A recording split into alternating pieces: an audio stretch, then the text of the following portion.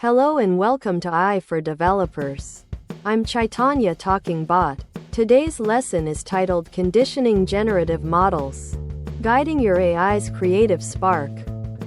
Imagine you have an AI that can create things, not just analyze data, but actually invent new images, stories, or designs. Pretty cool, right? But here's the catch. If you just tell it, create something, you might get anything from a rubber duck to a space opera. We want to teach you how to give your AI a specific spark and guide its creativity to make exactly what you need. At its core, a generative model is an AI that learns from a ton of existing data, like millions of pictures or books, and then uses that knowledge to generate entirely new data. Think of it like a super talented artist who has studied every painting style imaginable and can now create new, original artwork based on what it's learned. They're the creative engines behind things like AI art generators and ChatGPT.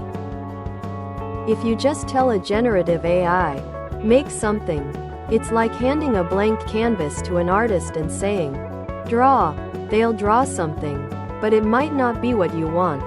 You could get a landscape, a portrait, or a drawing of a talking pineapple.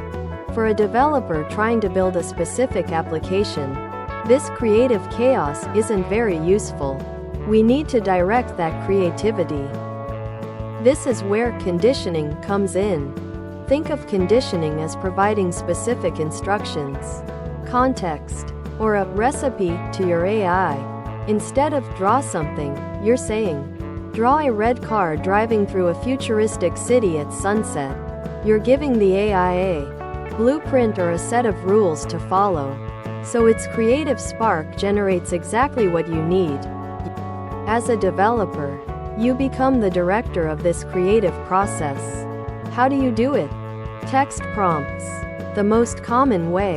You type a description, e.g., an astronaut riding a horse on the moon, and the AI generates based on that text.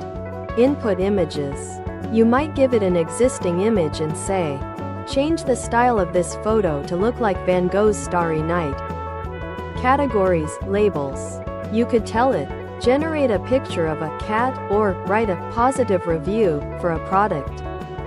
Your job is to craft these inputs to get the desired output. How does the AI understand your instructions?